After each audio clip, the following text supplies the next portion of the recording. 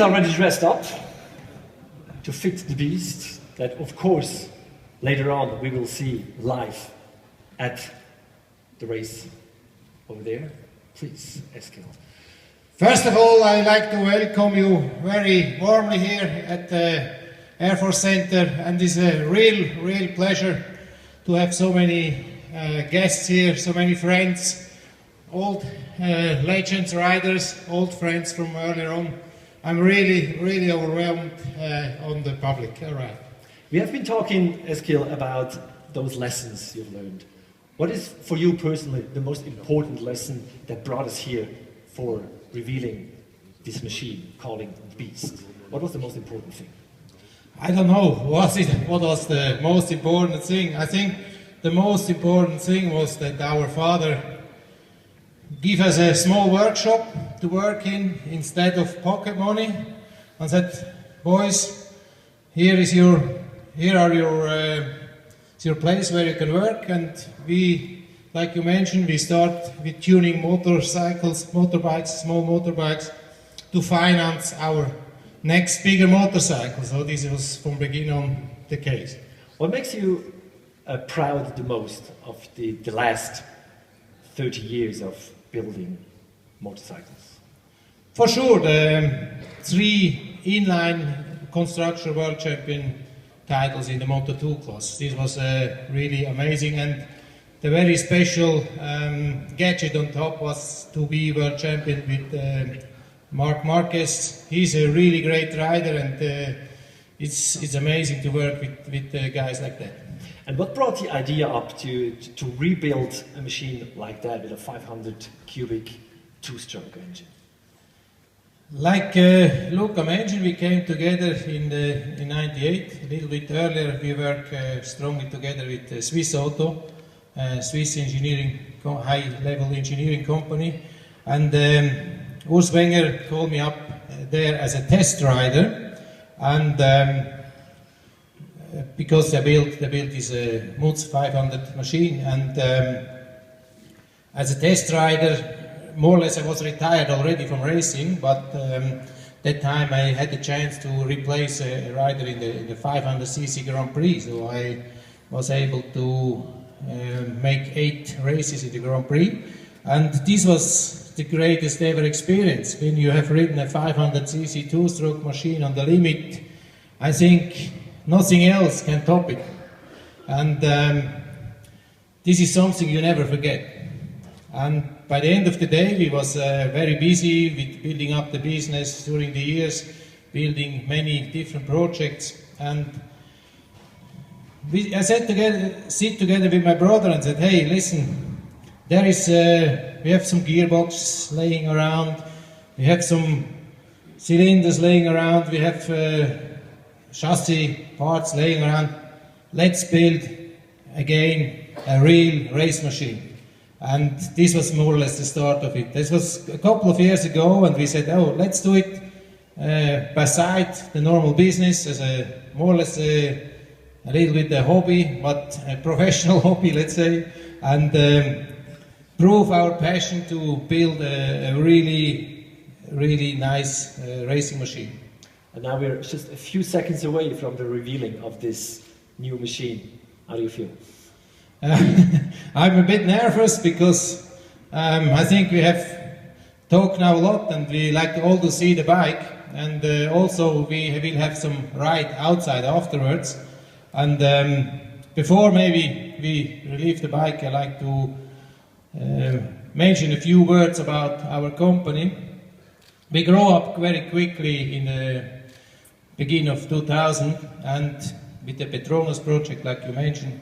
And at that time, till today, we have brought a really great team together. We have brilliant engineers, we have good CNC machinists and all the stuff. We have really a very nice team, and without such a team, it's impossible to reach targets we do in a short time frame, and sometimes also limited budgets. And I'm very proud of my boys and girls to achieve this day today, and I think it's all for them also to also. see what. And I think they really deserve a round of applause for all their work behind the scenes if somebody is here in the spotlights. Thank you very much. Meanwhile, we're also working in different fields of business, not only motorcycle. We try to use the high technology of the motorcycle, use in other fields of technology, even green tech and defense industries. But this is another story. I think we are here to see the motorcycle. Yeah, absolutely. And this is the key word. I think now it's your job to reveal the Suter MMX. 4-cylinder, 2-stroke engine.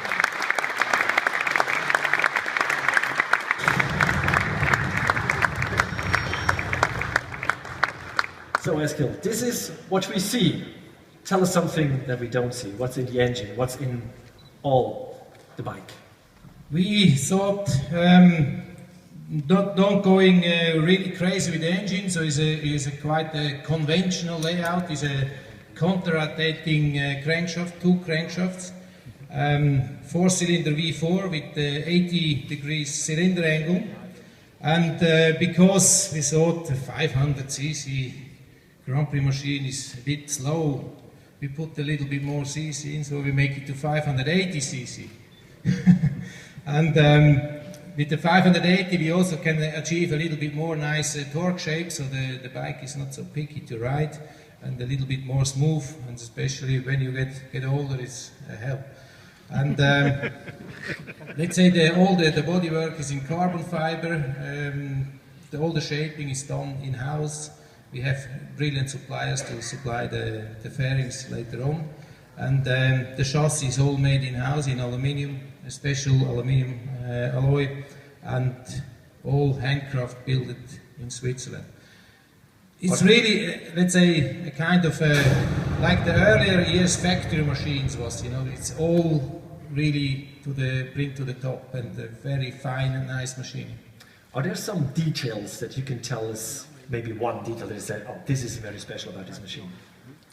Yeah, very special is for sure that, for instance, in the swing arm part is all built in fully machined parts from solid aluminium blocks. You can imagine there's maybe 200 kilograms of aluminium to machine all these little parts out of this chassis finally. Then we have the engine with the extractable gearbox, like it was in that days, like the factory bikes was.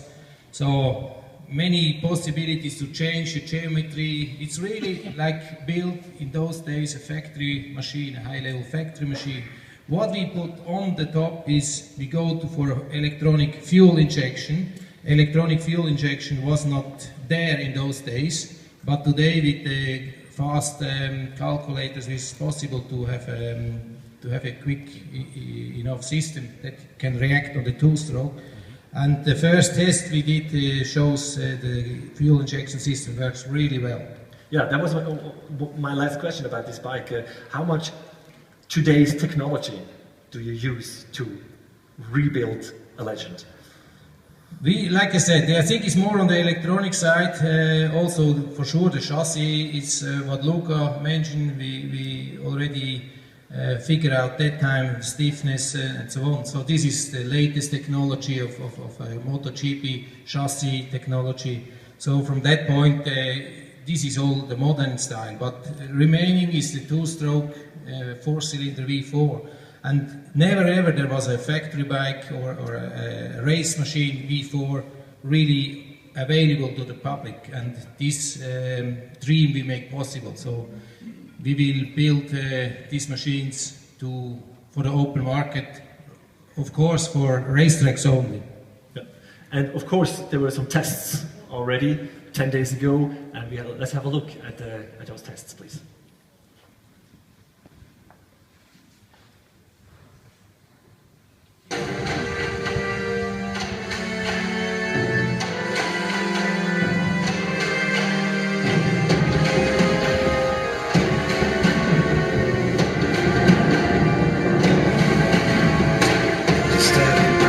Snow is burning my hands, I'm frozen to the bones. I am leaving life from home.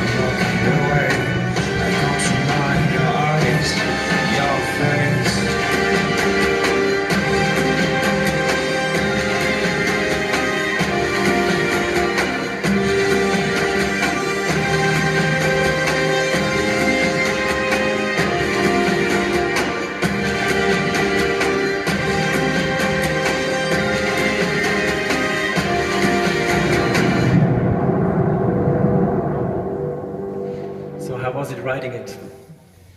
Just great. The old feelings coming back. I was riding in the past between various different bikes with 4-stroke engines, and they are all very friendly to the rider. You can play with the throttle. They're all going smooth and well.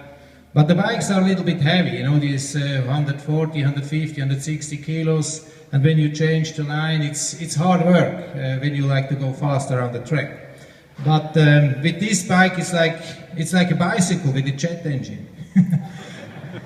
And after a few, towards the evening, I was also a long time not on the bike. Towards the evening, I getting more into it, and really, it starts to make fun. It was possible to make black marks around the corners to exit in the small slides. And like I mentioned, I was riding some other bikes before, and I was like, okay, this is past. And I did not really was eager to go back on the bike again. But after riding this machine, I will slim down a little bit and intensify my training program to be fit to ride it again, because I really want it. Put another spark into your heart. So I think you have to get ready for the test ride afterwards. So thank you very much for the moment, ladies and gentlemen. Eskil Suter. Thank you.